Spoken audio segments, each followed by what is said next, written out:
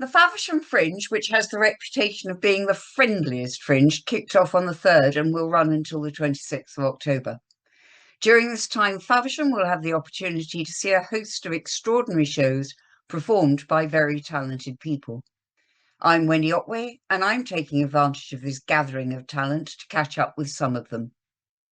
Today, I'm talking to Mel Byron, who is not just doing one show at the Fringe, but two: Aging Folks Telling Jokes on Friday the 17th and Bungalow Legs on Saturday the 25th, plus a workshop entitled Confidence Through Comedy on Sunday the 26th.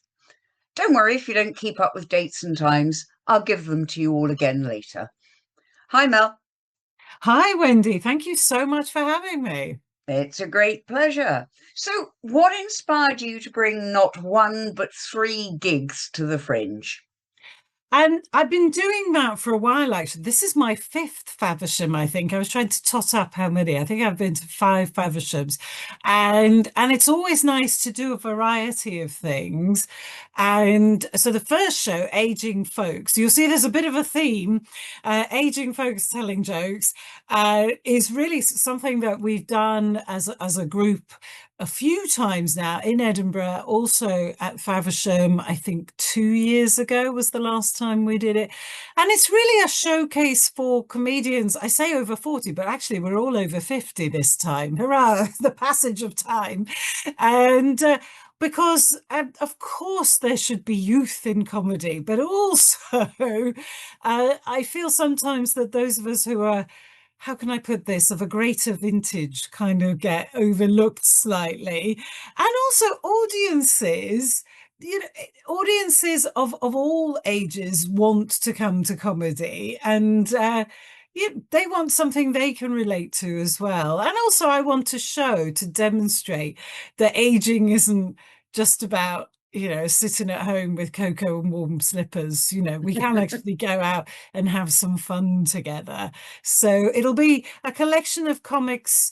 There are four of us who've all got other shows on at the Fringe as well. So it's also a nice taster as well. So, but also gives you something, a nice Friday evening, listening to a bunch of people having a laugh, who are people like you, I like to think, if you're of a certain vintage like us, i.e. over 50. Okay, have you got anybody over 70 in your team? No, no, the oldest person is mid 60s, mid 60s. And so we've got at the moment three women and one man. So we've got Charmian Hughes who's doing the show after us.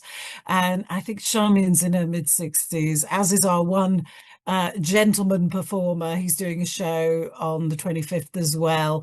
So and Ribs, who runs the Fringe, she's also joining us to do a set. So it's quite a nice mixture of us, and because we all talk about different things, and it's just nice. And yeah, of course, we crack jokes about if your hips will allow you to sit in the chairs, but actually, there's more to aging than that, and it's a little bit. That relates to the solo show I'm doing the week after, which kind of takes some of those themes and expands on them. So you're going to be an old person in a bungalow with legs. Yeah, well, do you know that? Have you heard the phrase bungalow legs? Oh. Yeah, it's a phrase. I read it in the oldie magazine, and it's a condition, which is something you get if you live in a bungalow. If you don't use stairs, what happens is that progressively you're not able to use stairs because certain muscles only get used going up and down stairs. And a lot of us, we think, oh, I'll go live in a nice bungalow and it'll all be nice and I won't have to worry about climbing stairs. But apparently that's very bad for us, and we should be climbing stairs. And really, it's kind of an ironic title because it's we shouldn't be getting, we should be striving to do more when we're older, not do less. And so I'm taking some of those themes of aging. The People's Friend magazine will make an appearance, and all those things, and try to slightly turn them on their head, because aging is a different place now than it was my mother's generation. And I've got friends in their 70s who are as active. I mean, as active as I am in my 50s, and I hope to be as active as they are, because aging is just a different place, and we're working longer. We're going to have to work till, my generation is going to work till their late 60s. The next one may even work till their 70s. So, let's have some fun. Let's turn that whole aging thing on its head. Well, you've just given me really good news because we've just moved and we were going to buy a bungalow because we thought that would be good for us, and we haven't. So we've got Yay! stairs. So Good. great. Good. Well, you'll appreciate that. Yes, it's hard. It might get harder, but actually it is very good for us to go upstairs. So if you do move, I mean, I imagine at some point my husband and I will move and downsize, but maybe we'll buy a flat on the first or second floor, so that we will have to have some stairs at some point. Otherwise, we'll have to buy one of those treadmills that you can tilt, so that we can walk and then tilt it down and walk down. No. No. Just the nice. I can answer this question, but I'd like you to put it in your words. Are your shows going to resonate with your Faversham audience, and why do you think so? Yeah, I think so. I mean, I know Faversham fairly well because we do a regular comedy night once a month called Comedy Lock-In. I'm the regular MC for that. So we have a regular audience there, and I've been to the Faversham Fringe a few times. So I kind of feel like I know the audience, and obviously the people that this will resonate with, if I've done my marketing properly, will get that it's for them. I mean, we do sometimes get younger people. It's been quite funny at the Edinburgh Fringe because we used to do aging folks telling jokes in the afternoon. And we used to get a lot of families in. And so we'd get mum and dad, and the kids tend to be sometimes teenagers, sometimes younger. So I used to have to run round going, now listen, if the comedians say anything a little off colour, is that all right? And most of the parents would go, do you know what? Do what you like. This one's for us. They've done the kids' shows in the morning. The kids have had to shut up. And you see sometimes some kids sitting with their arms folded, thinking, I don't want to be here. But sometimes the teenagers would really enjoy it. They really have a good laugh at it.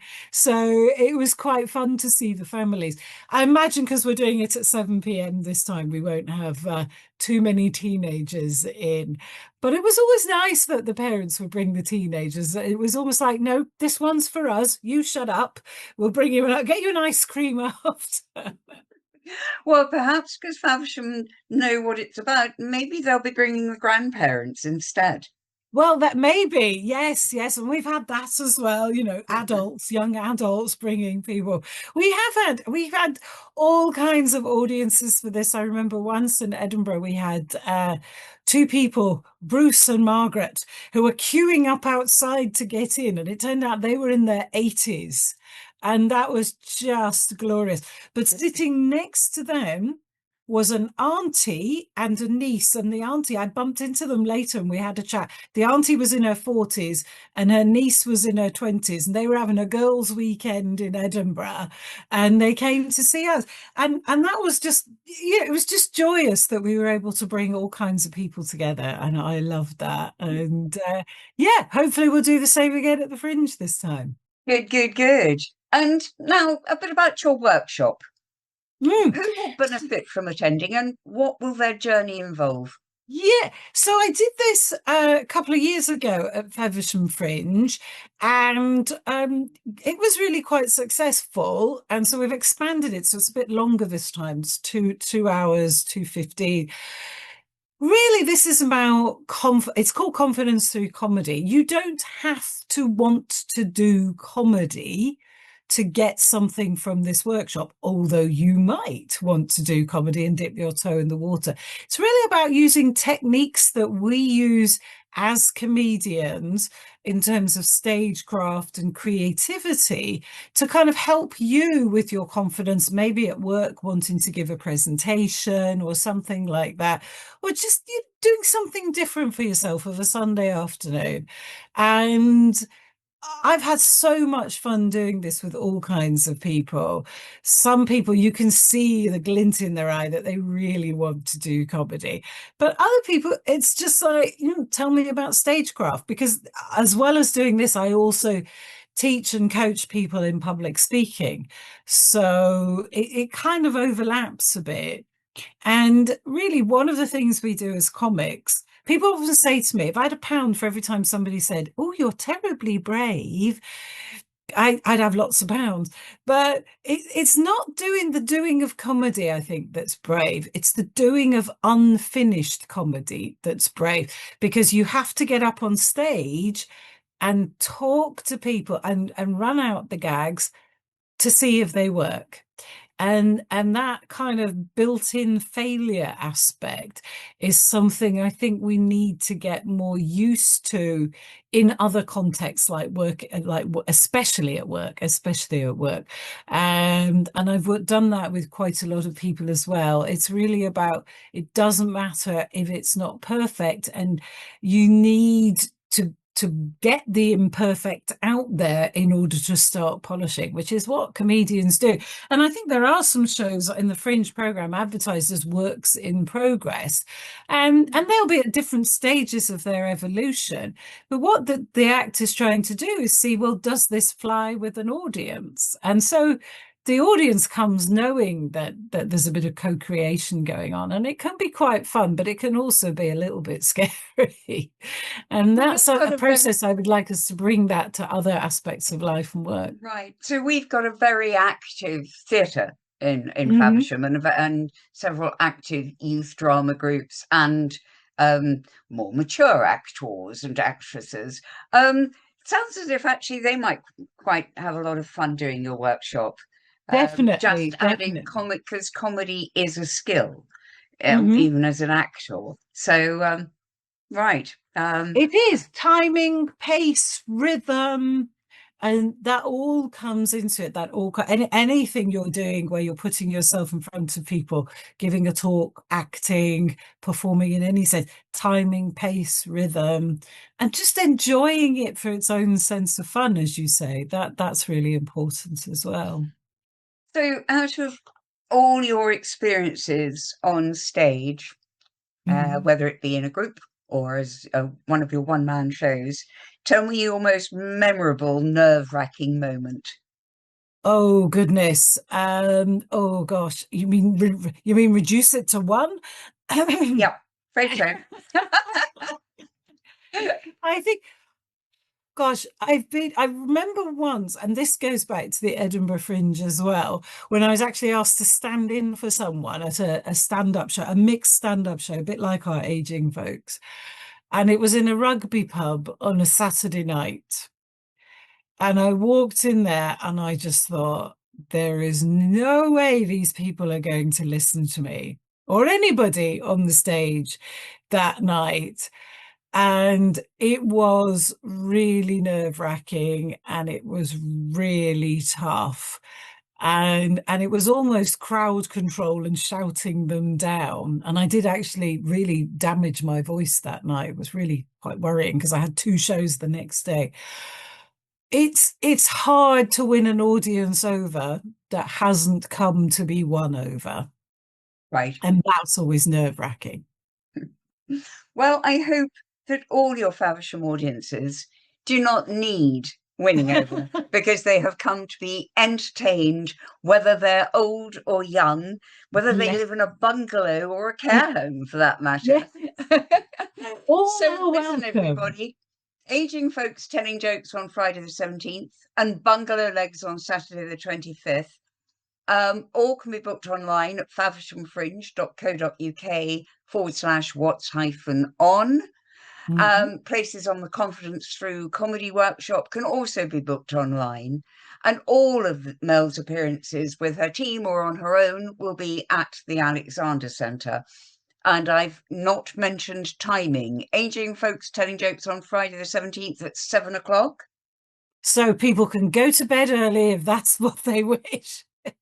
Bungalow Legs on Saturday the 25th is at 7 o'clock. No, is it at 8? Hang on. I need to check now. Hang on. That's what they call brain fog, I believe. I need to check. I don't remember if I'm on it. 8. No, I'm 8:30 that day. So you will Okay, have to so get your cocoa in early. Bungalow Legs, Saturday the 25th at 8:30, and the Confidence Through Comedy workshop, which is a 2.5 hour workshop, begins at what time? 2:30. At Yeah, and that's 2:30 on the 2:30. 26th. Yeah, because Brilliant. that's an afternoon thing. Yeah. Okay. So Well, thanks, Mel, for talking to Radio Faversham and the people of Faversham today, and good luck with both the shows and your workshop. thank you very much, Wendy, for having me. It's been so great to talk. Thanks.